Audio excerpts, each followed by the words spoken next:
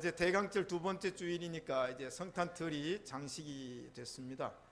성탄트리는 예수님 오실 때부터 트리가 된 건 아니고 마틴 루터가 성탄트리를 맨 처음 했다고 얘기를 하죠.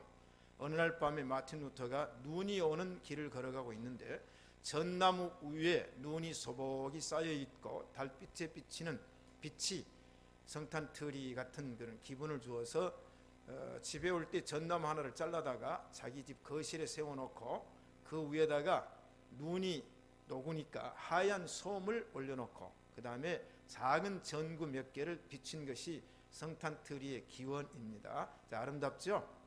저는 함부르크에서 20년을 넘게 목회를 했고 사역을 했습니다. 함부르크는 굉장히 큰 항구 도시인데 그 호수 위에다가 전나무를 잘라다가 이렇게 이제 뗏목으로 띄워가지고 처리를 해놓습니다. 그리고 그 전체가 성탄트리로 꽉 차 있기 때문에 노이발이라고 하는 거리는 완전히 전등으로 덮여 있고 그래요. 그 다음에 뒤에는 이제 저 뒤에는 미카엘 교회라고 한 500년 넘는 교회가 보이고요. 그 다음에는 시청 광장이 보이는 그런 틀이죠. 거기서 살다가 한국에 오니까 교회 틀이보다는 백화점, 호텔 이런 틀이가 더 휘황찬란해요. 자, 예수 안 믿는 나라도 불교 국가도 힌두교 국가도 이슬람 국가도 성탄절이 되면 돈 벌기 위해서 트리를 합니다. 우리는 여러분 트리하는 광경 가서 잘 보시고 성탄을 축하해 주시기를 간절히 소원합니다. 자, 오늘은 사람으로 오신 예수님, 사람으로 오신 예수. 첫째, 도성인신과 성육신이신 인자 예수님이다. 자, 예수님은 창조주 하나님이십니다. 오늘 태초에 말씀이 계시니라. 이 말씀이 하나님과 함께 계셨으니 이 말씀은 곧 하나님이시니라. 그가 태초에 하나님과 함께 계셨고 만물이 그로 말미암아 지은 바 되었고 그가 없이는 된 것이 하나도 없느니라. 자, 요한복음 1장 1절에 3절에 태초에 예수님이 천지 만물을 창조하셨느니라. 창세기 1장 1절에 보니까 태초에 하나님이 천지를 창조하시니라. 땅이 혼돈하고 공허했을 때에 빛이 있으라 하시며 빛이 있었고 어둠과 낮을 주관했는데 이는 첫째 날이니라. 하나님 보시기에 아름답더라. 예수님이 누구시냐면 하나님이시고 예수님이 우주 만물을 창조하신 말씀이신 그 하나님께서 이 땅에 사람의 몸을 입고 오셨다. 천지 창조주 하나님이십니다. 아멘. 그래서 하이든이라고 하는 조셉 하이든이라고 하는 놀라울에서 태어났던 오지리 음악가가 하나님을 찬양하고 싶어요. 하나님을. 자, 핸델은 메시아를 찬양했지. 그 다음에 바하는 마태 순환곡을 찬양했지. 나도 하나님을 찬양하고 싶어서 기도하다가 만든 곡이 천지창조입니다. 천지창조. 우리 정진호 장로님이 천지창조의 솔리스트는 말이죠. 자, 그런데 그 천지창조 가운데에 특별히 조세프 에디슨이라고 하는 사람이 시편 19편을 가지고 가사를 만들었어요. 그 가사를 하이든이 인용을 해가지고 천지창조에서 곡이 하나가 나오죠. 우리가 잘 불러 여러분 하이든 찬양을 하고 있어요. 전없고 푸른 하늘과 수없이 빛난 별들을 지으신 이는 창조주 그 솜씨 크고 크셔라. 전없고 푸른 하늘과 수없이 빛난 별들을 지으신 이는 창조주 그 솜씨 크고 크셔라. 날마다 뜨는 저 태양, 그게 바로 천지창조의 곡이에요. 저도 천지창조 불렀죠. 자, 이게 바로 이제 물론 나중에 편곡을 해서 상엄한 곡이 나오지만 편곡자는 누군지 모릅니다. 그러나 우주 만물을 창조하시는 이는 하나님, 우리 예수님이신 줄로 믿습니다.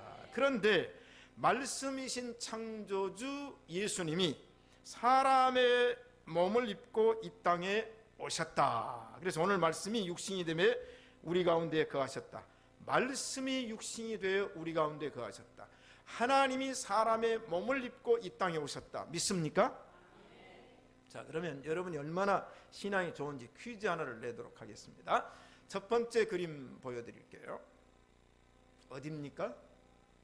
네, 잘 보셨어요. 두 번째 그림 보여드립니다. 어디입니까? 세 번째 그림 보여드립니다. 어디입니까? 그 다음에 네 번째 그림은 우리 근처에 있는 겁니다. 어디입니까? 그러면 여기는 무엇 하는 곳입니까? 퀴즈입니다. 이 네 그림 무엇 하는 곳이에요? 몰라요? 목욕하는 곳입니다. 힌트. 두 번째, 사람이 아닌 선녀가 목욕했다는 선녀탕. 자, 그럼 우리나라만 해도 아주 산수가 좋고 물이 좋고 그런 곳에 아주 웅덩이 같은 그 호수가 있는 곳은 꼭 누가 와서 목욕했다고 그래요? 그 전설이에요, 전설. 자, 그럼 선녀는 사람이 아니죠? 선녀가 내려와서 목욕을 해요. 그런데 어떤 나무꾼이 나무를 하다가 아이고 그 물 좋고 산 좋은 그 목욕탕 같은 곳에 그 아름다운 선녀가 목욕을 하고 있는 걸 보다가 반해가지고는 옷을 훔쳐갔어요. 이 전설입니다, 전설. 자, 세계 도처에 선녀 같은 이야기, 귀신이 나타난 이야기가 수도 없이 많이 전해오고 있단 말이죠.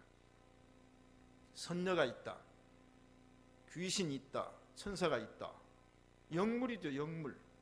자, 그래서 성경에는 이런 이야기가 참 많이 나와요. 그러면 여러분, 도깨비, 우리나라는 도깨비가 나타난다. 그래서 밤이 되면, 비가 오면은 도깨비가 나타난다. 사람의 인이 뼈에 붙어 있어가지고 그게 이제 비가 오거나 하면 그 인이 발해가지고 빛이 나니까 사람들이 도깨비다 이렇게 얘기를 했다고 그러죠. 그런데 우리는 믿음이 좋아야 돼요. 귀신 우리가 이겨야 됩니까? 귀신한테 져야 됩니까? 이겨야 되죠. 마귀 쫓아내야 됩니까? 아니면 마귀한테 점령당해야 됩니까? 쫓아내야 되죠. 근데 어떤 교회학교 유년부 학생이 믿음이 참 좋은 학생이 있었어요. 이 학생은 설리교 말씀도 잘 듣고 교회를 열심히 다닙니다. 그런데 아주 강하고 담대한 학생인데 이 학생이 저녁에 밤길을 가게 됐는데 그 지역의 그 고을에는 밤이 되면 공동묘지에서 귀신이 나타난다 하는 이야기가 있어요. 그래서 밤이면 그 공동묘지를 안 지나가는데 이 주일학생이, 교회학교 학생이 그 밤에 그 공동묘지를 지나가게 되었는데 지나가다 보니까 무슨 이야기가 떠오릅니까? 여기는 밤이면 귀신이 나타난다. 그래서는 마음을 강하게 하고 담대히 하고 나가는데 아이고 귀신이 나타났어요. 그래가지고는 저 멀리서 귀신이 나타나더니 점점 자기를 향해서 가까이 오는데 심장이 멈춘 것 같아요. 온몸이 굳어버렸어요. 이제는 도망칠 수도 없어요. 왜? 귀신이 가까이 오니까. 그런데 주일학교 다닐 때 전도사님이 설교를 했어요. 주일학생 여러분 혹시 귀신이나 마귀가 나타나면 절대로 마귀한테 잡혀먹거나 하지 말고 그 마귀를 무찔러야 됩니다. 그런데 마귀를 무찔릴 때 가장 좋은 방법이 하나 있는데 그것은 찬송을 부르십시오. 그럼 마귀는 찬송을 듣고 도망을 갑니다. 그 생각이 버뜩 떠올랐어요. 근데 막상 찬송을 부르려고 하니까 이 찬송이 생각이 안 나요. 머리가 하얘져 가지고 아무리 생각을 해도 찬송이 생각이 안 납니다. 무슨 찬송을 부를까? 아무리 머리를 돌려도 안 나와요.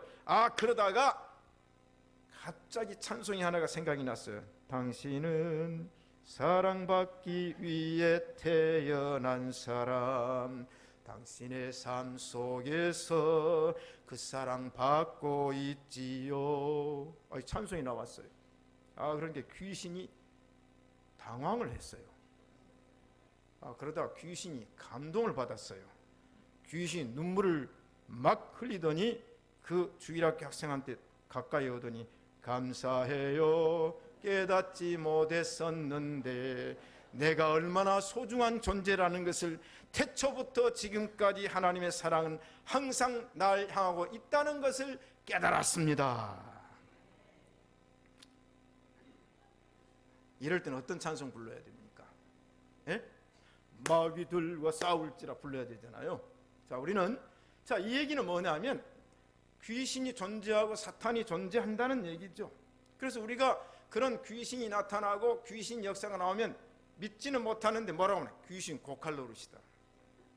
귀신의 고칼노릇. 여러분, 사탄 마귀는 존재합니다. 신약 성경에만 해도 마귀 사탄 귀신 이야기가 100번이나 100번. 자, 우리는 성령 존재합니다. 천사 존재합니다. 마귀와 사탄도 존재합니다. 그런데 예수님이 도성인신했고 성육신했다는 것은 그런 마귀, 사탄, 귀신으로 나타난 게 아니고 천사로 나타난 게 아니고 하나님이 말씀이 육신이 되어 우리 가운데 거하신 줄로 믿습니다. 하나님이 사람이 되었다는 얘기예요. 사람이 되었다는 얘기예요. 이거 귀신 신나라 까먹는 얘기 아닙니다. 성경이 그렇게 얘기를 했어요. 성경이 말씀이 육신이 되었다. 하나님이 인간의 몸을 입고 형상을 입고 이 땅에 오신 줄로 믿습니다. 그래서 낮고 천한 말구에 오셨어요. 불편함을 감수하시고. 얼마나 예수님 불편했어요. 여러분 생각을 해보세요. 보통 사람이 그저 하루 세 끼 밥 먹다가 쫄딱 망해가지고 죽 먹는 것 그 별로 불편 안 해요. 그렇죠?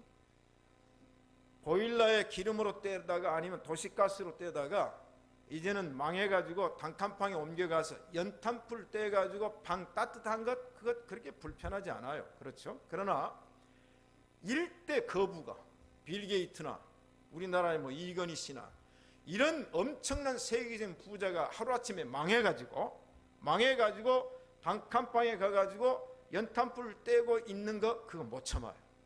너무 불편해요. 그런데 하나님이 사람의 몸을 입고 이 땅에 오셨다. 이게 도성인신, 이것이 바로 성육신인 줄로 믿습니다. 얼마나 불편하셨겠어요. 그런데 왜 오셨어요? 예수님이 이 세상에 오신 목적이 여러 가지가 있지만 예수님이 친히 말씀하시기를 마태복음 20장 28절에 인자가 온 것은 섬김을 받으려 함이 아니라 도리어 섬기려 하고 자기 목숨을 많은 사람의 대속물로 주려 하신이니라. 아멘. 나의 메시아, 나의 구세주, 내 생명을 구속하기 위해서 낮고 천한 이 땅에 예수님이 오신 줄로 믿습니다. 그러므로 우리는 예수님은 하나님도 되시고 예수님은 사람도 되신다는 양자를 믿어야 됩니다. 예수님은 하나님도 되십니다. 예수님은 사람도 되십니다. 그런데 역사에 보면 어떻게 예수님이 사람이 될 수 있느냐? 절대로 될 수가 없다. 이게 이제 영지주의라고 하는 이레니우스에 의해서 초대교회, 이미 요한 1서부터 보면 이 영지주의가 나와요. 그 영지주의는 뭐냐면 이원론을 주장해요. 그게 무슨 말이냐면 어떻게 하나님이신 예수님이 사람이 될 수가 있느냐? 이건 도저히 인간의 머리로는 이해할 수가 없으니까 예수님은 영원히 하나님이셔야 된다. 그러므로 성경에 예수님이 사람의 몸을 입고 왔다는 것은 논리적으로, 과학적으로, 이성적으로는 믿을 수가 없다 그랬어요. 없다고 그랬어요. 이거 어떻게 생각하면 예수님을 위한 얘기 같죠? 그러나 예수님을 위한 얘기가 아닙니다. 여러분, 만약에 하나님이 죽으실 수 있어요? 없어요? 없습니다. 그런데 예수님이 십자가에 죽었다 그러면 인성을 빼버리고 신성의 예수님만을 주장하게 되면 그게 이단이에요. 그래서 요한 1서 2장 22절에 거짓말하는 자가 누구뇨? 예수께서 그리스도이심을 부인하는 자가 아니뇨? 아버지와 아들을 부인하는 그가 적그리스도니 아들을 부인하는 자에게는 또한 아버지가 없을 때 아들을 시인하는 자에게는 아버지도 있느니라. 4장 2절에 하나님의 영은 이것으로 알지니 곧 예수 그리스도께서 육체로 오신 것을 시인하는 영마다 하나님께 속한 영이요 예수를 시인하지 아니하는 영마다 하나님께 속한 것이 아니니 이것이 곧 적그리스도의 영이니라. 여러분, 예수님은 하나님도 되시고 사람도 되심을 믿습니까? 이게 온전한 신앙이에요. 만약에 예수님은 사람이 아니다, 그것은 이단이라고 얘기를 합니다. 그러므로 우리가 그 영광을 보니 아버지의 독생자의 영광이요 그 위에 은혜와 진리가 충만하더라.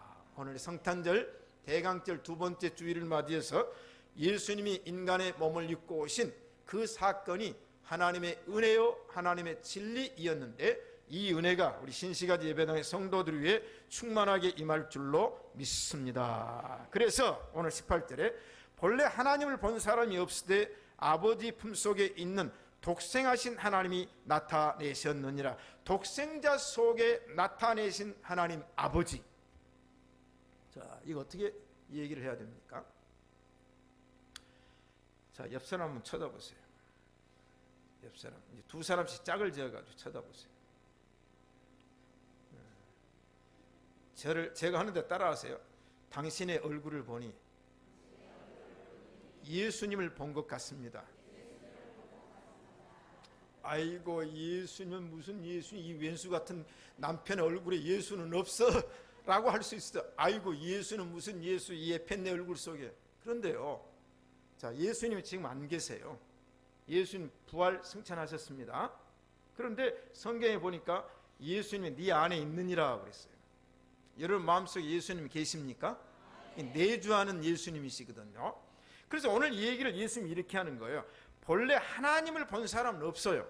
그런데 아버지 품속에 있는 독생하신 하나님이 예수님을 통하여 나타내셨느니라. 자, 그러면 이 얘기는 바로 빌립 얘기를 인용을 해야 됩니다. 요한복음 14장 8절에 보니까 빌립이 가로되 주여 아버지를 우리에게 보여주옵소서 그리하면 족하겠나이다. 아니, 예수님을 보고 아버지를 보여달라는 거예요. 그러면 내가 예수님 제자로서 만족하겠습니다. 그렇게 얘기를 하니까 예수님께서 뭐라고 말했어요? 빌립아, 네가 이렇게 오래, 내가 이렇게 오래 너희와 함께 있었는데 네가 어찌하여 아버지를 보이라고 하느냐? 네가 나를 믿지 못하느냐? 나를 본 자는 아버지를 보았거늘 어찌하여 아버지를 보이라 하느냐? 나를 본 자는 아버지를 보았거늘.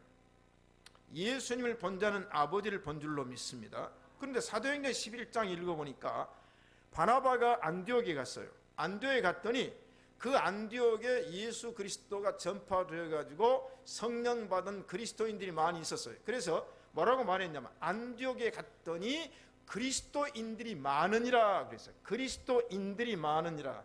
저는 영어를 강단에서 잘 안 씁니다만은 그리스도인을 영어로 크리스찬이라고 말해요. 크리스찬. 이건 무슨 얘기예요? 그리스도의 무리들입니다. 무리들. 이걸 뭐라고 말하면 작은 예수라 그렇게 말해요. 자, 여러분, 옆 사람의 성도님을 보니까, 권사님을 보니까, 집사님을 보니까 그 속에 누가 보여요? 자신 없어요? 김승년 목사를 보니까 김승년 목사에서 누가 보여요? 아이고, 이렇게 소리가 약해가지고는 저 목회 이게 성공했다고 볼 수가 없는데. 자, 예수님을 믿는 사람의 얼굴과 마음에서 뭘 봐요?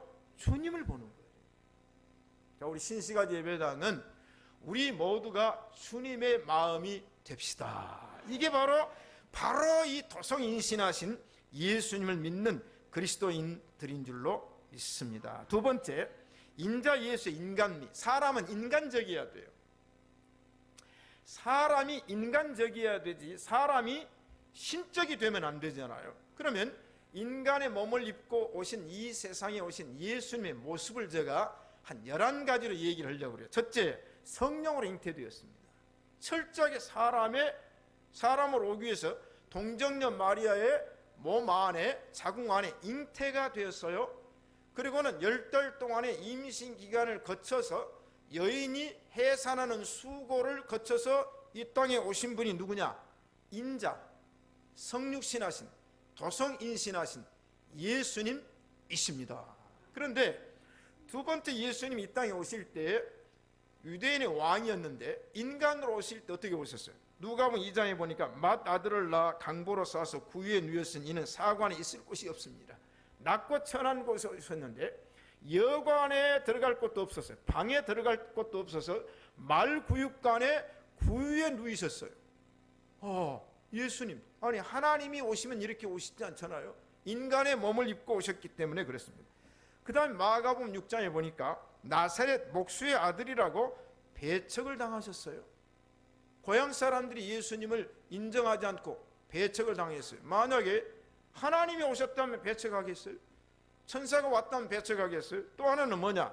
사람들이 사는 것보다 예수님은 참 못 살았어요. 마태복음 8장에 보니까 예수께서 이르시되 여우도 굴이 있고 공중에 나는 새도 깃들 곳이 있을 때 인자는 머리 둘 곳이 없도다. 어디다 머리 하나 댈 곳이 없어요. 그 말은 무슨 말입니까? 집도 절도 없다는 얘기 아닙니까? 그래서 예수님께 누가복음에 보니까 낮이면 성전에서 가르치시고 밤이면 감람산에서 쉬시더니 아침에 나아가는지라 많은 사람들이 나올 때 성전에서 가르쳤다. 예수님 집도 없고 절도 없었어요. 어떤 자유주의 신학자와 성경을 부인한 사람들은 예수님이 가버나움에다가 집을 사놓았다. 봤어요? 고고학적으로 예수님이 살았다는 증거가 있는 집이 하나도 없는데, 자, 예수님은 철저하게 이 세상에 집도 절도 없었다. 또 예수님이 인간미가 뭐냐? 예수님이 때때로 시장하셨어요. 배가 고프셨어요. 마태복음 21장 18절을 보니까 이른 아침에 예수님이 성으로 나올 때 시장하신지라 무화과 나무를 보았더니 열매가 없었다고 그랬어요. 예수님 배고팠어요. 여러분 배 안 고픕니까? 예수님도 나와 똑같이 배가 고프셨어요. 그 다음에 예수님은 여섯 번째, 때때로 목마르셨어요. 자, 요한복음 3장에 보니까 예수님이 수가성 우물가에 있었는데 여인이 물동이를 가지고 나와요. 예수님 뭐라고 그랬어요? 물 좀 달라. 왜? 목마르니까 물 좀 달라. 예수님께 십자가에 달리셨을 때 뭐라고 말씀했어요? 내가 목마르다. 철저하게 예수님은 십자가에 죽는 그 순간까지 인간이셨습니다. 일곱 번째, 예수님은 또 어떤 인간미를 가지고 계셨어요? 때때로 피곤하셨어요. 배고프시고 피곤하셨어요. 그리고 주무셨어요. 저 피곤합니까? 피곤하지 않습니까? 예수님도 피곤하셨더라니까요. 저도 피곤을 모르고 살았는데 한 2년 전부터인가 조금 내가 피곤하다. 저는 잠만 자면 그 잠이 완전히 영양제가 돼가지고 그냥 잠만 자고 나면 잠을 많이 자겠습니까? 새벽 기도하려니까 4시에 일어나야 되는데 잠만 자면 그냥 없었는데 저도 인간인지라 겉사람이 후패하니까 피곤해. 우리 예수님 행로에 권하여 피곤하셨습니다. 마가복음에 보니까 예수님이 배를 타고 가실 때 피곤해서 배 고무를 배교하고 주무셨다고 했어요. 여러분 제가 잠자는 것 보고 시험 들지 마세요. 인간이 피곤해요. 그 다음에 예수님은 때때로 우셨어요. 예수님이 눈물 흘리세요. 슬프면 눈물 흘리세요. 인간이기 때문에. 나사로의 무덤에 가서 예수님께 눈물을 흘리셨어요. 그리고 우리 예수님은 피 흘리시고 뭐요? 죽으셨어요. 신은 죽을 수가 없어요. 천사는 죽을 수가 없어요. 마귀는 죽을 수가 없어요. 영물이기 때문에. 근데 예수님이 죽으셨어요. 왜? 인간의 형상을 입고 이 땅에 오셨기 때문에 죽으셨다. 자, 그러면 진짜 예수님의 인간미가 뭘까? 예수님은 철저한 사람으로서 인간미를 보였어요. 요새 그 한국에 저는 뉴스를 볼 때마다 조금 좀 기분이 안 좋은 그 뉴스가 나와요. 그 박근혜 대통령이 지금 현재 우리나라 대통령이죠. 그런데 그 비선 라인을 가지고 얘기를 해요. 정윤회 게이트라. 내가 볼 때는 박근혜 대통령이 좀 권력을 가지고 확 좀 썼으면 좋겠는데 요새 그냥 너무 약해진 것 같기도 하고 그래요. 그 정윤회가 누구요? 최태민 목사의 사위 아닙니까? 최태민 목사가 누구요? 박정희 대통령 시절에 그 이제 목사입니다. 목사 가지고 신령한 것처럼 해가지고 박근혜 대통령 접근을 해가지고 이런 이야기가 이제 과거의 얘기인데, 이게 이 정윤회 이 사람이 나타나가지고 뭐 대통령의 뭐 비선 라인이 있네 없네 해가지고 제가 볼 때는 좀 속이 상할 것 같기도 하는데, 이때 그냥 아버지의 권력을 써버렸으면 꼼짝을 못할 텐데 그래도 많이 참는 것 같기도 하고 그래요. 자, 권력가는 권력이 있다. 제가 그 얘기하려고 그래요. 자, 권력이 있어요. 힘이 있는데 우리 예수님은 누구십니까? 하나님이세요. 그런데 겟세마네 동산에서 잡히실 때 모습을 보니까 예수님은 철저하게 인간 자체로만 머물러 있어요. 여기서 영적인 힘이 하나도 안 나와요. 왜 그렇습니까? 가룟 유다가 앞장서고 로마 병정들이 검과 몽치와 횃불을 가지고 예수님을 잡으려고 겟세마네 동산에 오셨어요. 그럴 때 이제 수제자 베드로가 아이고 화가 나고, 누구 보고 화가 나면 가룟 유다를 보니까 화가 더 나는 거예요 이게. 그래서는 이제 가지고 있던 칼을 빼가지고 그냥 제사장의 종 말고가 따라오는 거예요. 제사장의 종 말고가 이제 예수님 포박하려고 따라와요. 이게 베드로가 칼을 빼가지고 그 말고의 귀를 그냥 딱 쳐내렸어요. 근데 이 귀때기가 땅에 딱 떨어졌어요. 그때 예수님께서 박수 쳤어요? 안 쳤어요. 베드로야, 검을 집에 꽂아라. 검을 쓰는 자는 검으로 망하느니라. 그러면서 이 제사장이 좀 말고의 귀를 딱 붙여주니까 접합 수술이 이루어졌어요. 이야, 예수님은 수술가네요. 붙이니까 그냥 딱 붙어버렸어요. 그런 상황이 돼가지고 제자들이 보니까 불만이 있는 게 불만이. 왜? 예수님 이때 권력을 써야 될 거 아닌가.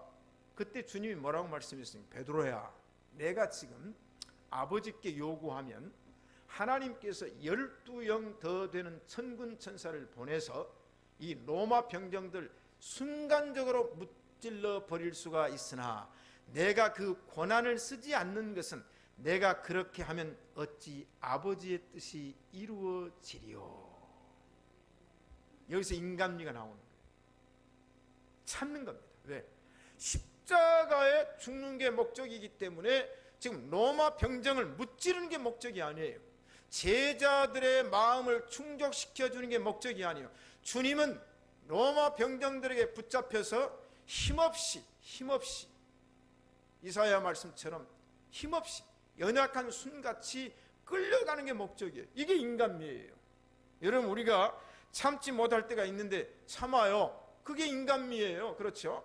분내는 것도 인간미지만은 우리 예수님께서는 철저하게 마지막까지 인내하는 것이 바로 인자로우신 예수님의 인간미인 줄로 믿습니다. 제자는 도망가 버렸다 보니까 성경 보니까 왜 도망가요? 자기들도 잡힐 것 같아. 이게 인간이었다. 예수님 끝까지 보호하지 못하고 도망가 버립니다. 그리고 왜 예수님께서 말씀하신 것처럼 평소에 사람들이 예수님 많이 따라다닙니까? 떡을 먹고 배부른 까닭이라. 세상 사람들은 자기 이권과 계산을 해서 이해타산을 계산해서 유익하지 않으면 떠나는 것입니다. 그러나 여러분들은 영생의 말씀이 계심에 우리가 누게로 가오리까 끝까지 주님을 따르시기를 축복합니다. 아멘. 세 번째, 피조물과 인간과의 이제 관계에 대해서 제가 말씀을 드리려고 합니다. 자, 여러분, 인간이 하나님이 될 수가 있습니까? 절대 없습니다. 인간은 인간으로 끝납니다. 천사도 하나님이 될 수가 없고 사탄 귀신도 하나님이 될 수가 없습니다. 인간은 처음부터 인간이고 끝까지 인간이에요. 왜? 하나님께서 인간을 만들 때 우리가 우리의 모양대로 우리의 형상대로 사람을 만들자. 그래서 흙으로 빚어 사람을 만들고 그 코에 생기를 불어넣으니 생명이 된지라. 아담과 하와는 처음도 사람이고 마지막도 사람입니다. 저와 여러분은 처음도 사람이고 마지막도 사람인 줄로 믿습니다. 사람이 하나님이 되려고 하면 안 돼요. 자, 그래서 하나님께서 우리에게 속성을 부여해 주셨어요. 이걸 착각을 하고 하나님 되려고 하면 안 된다는 말이죠. 자, 그래서 신학적으로 보면 하나님이 가지시는 속성을 인간들도 가지고 있다. 그걸 이제 신학적인 용어로 공유적 속성이라고 해요. 하나님이 있는 성품이 나에게도 있다. 거룩하라고 그랬어요. 인간 보고 의롭게 살라, 진실하게 살라, 사랑하라, 그 다음에 주권을 갖는다, 긍휼한다, 인내한다, 지식과 지혜와 선, 이런 것들이 하나님이 가진 성품을 우리가 가질 수 있어요. 이건 같이 가져요. 그러나 하나님만이 가질 수 있는 비공유적, 인간이 절대로 가질 수 없는 게 있습니다. 그 네 가지인데, 첫째는 자존성이에요. 자존성. 하나님은 영원 전부터 영원까지 스스로 존재하십니다. 나는 스스로 있는 자라고 그랬어요. 자, 인간 누구가 어떤 피조물도 스스로 존재하는 건 없어요. 스스로. 두 번째는 뭐냐? 영원 불변성입니다. 여러분, 인간은 조석변이잖아요. 얼마나 많이 변합니까? 하나님만은 변하는 그림자도 없다고 그랬어요. 자, 피조물은 그림자가 있습니까? 없습니까? 아무리 위대한 영웅, 아무리 위대한 성자일지라도 피조물은 그림자가 있어요. 왜? 지금 그림자 비추잖아요. 그림자. 이거 뭐냐면 피조물이란 이야기예요. 이건 물체란 얘기입니다. 사람이란 얘기입니다. 그러나 하나님은 회전하는 그림자도 없으시며 변치 아니하신 줄로 믿습니다. 하나님 뭐냐? 완전 무한성이에요. 하나님은. 인간이 무한한 사람이 있어요? 인간은 시간과 공간의 제약을 받고 있잖아요. 하나님은 어떤 분인가? 단일 통일성이요. 성삼위 하나님은 한 분 하나님이신 줄로 믿습니다. 자, 이 속성이 하나님에게만 있는데 혹시라도 인간이 하나님만이 가지시는 속성을 공유한 줄로 알고 착각을 하면 안 돼요. 그러므로 선지자도 사도도 모두가 사람이에요. 자, 그래서 엘리야는 어떻습니까? 엘리야는 우리와 성정이 같은 사람이로되 기적을 많이 행했어요. 엘리사 많이 행했어요. 그럼에도 불구하고 그 위대한 선지자, 위대한 사도는 모두가 사람입니다. 자, 우리가 구역원 대신방 했을 때 마태복음 8장과 사도행전 10장을 가지고 백부장 믿음을 본받자, 백부장처럼 되자 얘기를 했죠. 자, 고넬료가 베드로 사도를 청합니다. 그 베드로 사도가 백부장 고넬료 집에 와요. 오니까 이 고넬료가 자리에서 벌떡 일어나 가지고 사도 베드로를 영접하며 몸을 땅에 굽혀서 절을 했어요. 자, 그러니까 이제 베드로가 숨어 있다가 백부장입니다. 절을 하니까 내가 예수님의 수제자 사도 베드로야, 당연히 절해야지. 그렇게 했습니까? 바로 뭐라고 성경이 나옵니까? 베드로가 고넬료에게 일으키면서 뭐라고? 나도 사람이다. 나도 사람이다. 자, 우리가 접대는 받을 수 있지만 영광을 취하면 안 된다는 것이죠. 그 다음에 사도행전 14장 읽어보니까 바울과 바나바가 루스드라에 갔어요. 그런데 루스드라에 있는 장애인을 고쳐줬어요. 그랬더니 그 루스드라에 있는 그 추장이 바울과 바나바를 신인 줄로 알았어요. 그 지역에서 섬기는 두 신이 있어요. 스스와 헤메라는 신이 있는데 이 신을 섬겼는데 그 신이 한 번도 그런 병 고친 역사가 없는데 두 사람이 오더니 병을 딱 고쳐주니까 모두가 엎드려 가지고 당신은 우리 지역에 바울은 스스요 바나바는 헤메이니까 소를 잡아라, 제사상을 차려라, 제사를 지내려고 하는 거예요. 그때 바울과 바나바가 그렇지, 이제는 너희들이 나를 섬기라고 했습니까? 아닙니다, 아닙니다, 우리는 사람입니다 그랬어요. 우리는 사람입니다. 우리는 신이 아닙니다. 사랑하는 성도 여러분, 우리는 그 어떤 피조물도 하나님을 차지하려는 시도를 해서는 안 됩니다. 역사 이래에 하나님의 자리를 차지하려는 시도는 모두가 실패한 줄로 믿습니다. 아담과 하와 실패했죠. 선악과 따먹으면 하나님처럼 지혜롭게 될 줄 알고 먹었다가 괜히 눈만 밝아져서 부끄러운 걸 보았잖아요. 바벨탑, 하나님처럼 되기 위해서 그 꼭대기를 하늘에 닿으려고 했지만 구음이 하나였는데 언어를 혼잡케 해서 흩어져 버렸잖아요. 수요일 밤에 이제 흩어지는 얘기를 또 하려고. 루시퍼, 이사야 14장에 보니까 이 아침의 아들 계명성이 사탄의 왕이에요. 하늘 꼭대기에 올라서 보좌를 하나님 앞에 펴가지고 니나 나나 세임 그렇게 얘기를 했어요. 그때 하나님이 그를 음부에 떨어뜨리도록 했잖아요. 에스겔서에 보면 이방의 강대국들이 일어나가지고 그 왕들이 황제, 제왕의 칭호를 받으며 하나님 자리를 비기려고 했을 때 그 이방 나라의 강대국들이 하나도 존속한 나라가 없습니다. 한 나라도. 왜? 사랑하는 성도 여러분, 우리는 하나님이 되려고 해서는 안 되고 오직 하나님은 한 분, 하나님 성부, 성자, 성령인 삼위일체 하나님인 줄로 믿습니다. 그분이 오셨어요. 그분이 오셨어요. 자, 여러분, 신격화의 오해, 오늘 이 부분은 제가 언급을 좀 하고 넘어가려고 해요. 허다히 신격화를 잘 이해하지 못하는 분들이 계세요.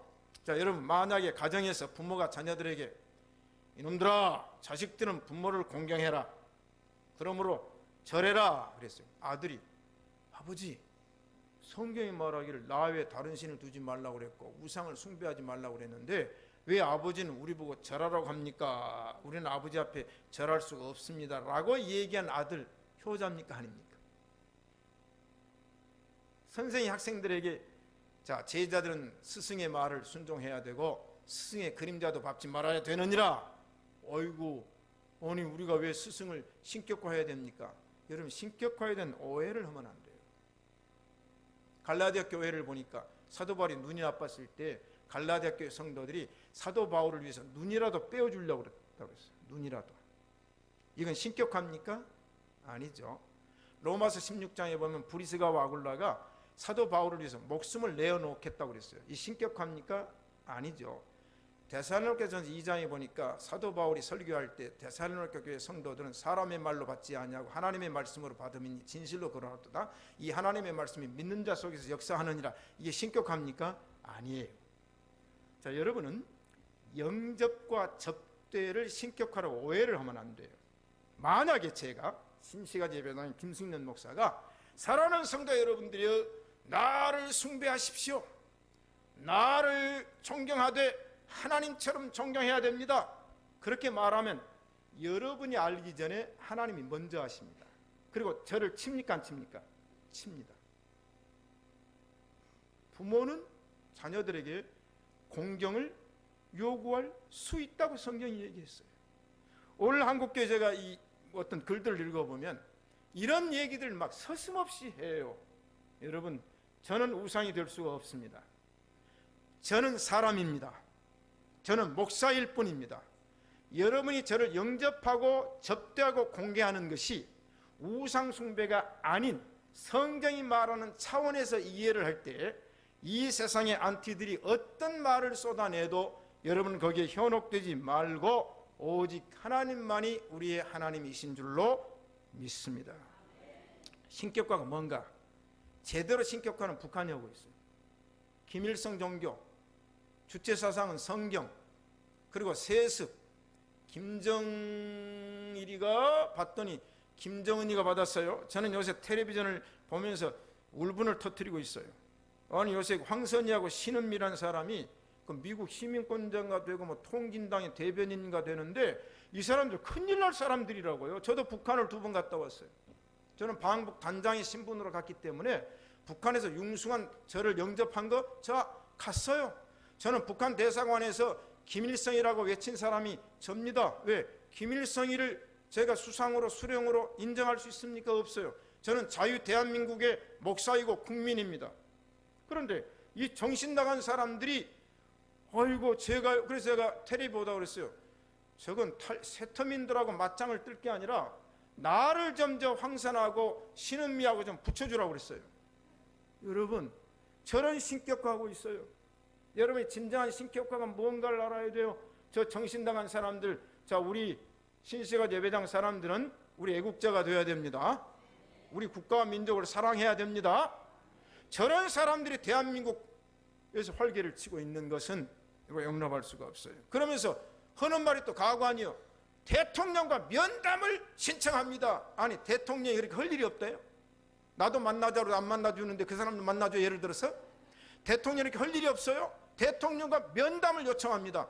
이야, 안 됩니다. 우리는 예수님만 이 땅에 메시아로 오신 것을 믿고 우리는 주님만을 섬겨 나가야 될 줄로 믿습니다. 우리 신시가지 예배당 대강절 2번째 주일을 맞이했습니다. 앞으로 2주일 맞이한 이후에 성탄의 기쁨과 성탄의 복이 우리 모두에게 임하여서 하나님께서 즐겁고 복된 2014년 성탄절 되시기를 축복합니다.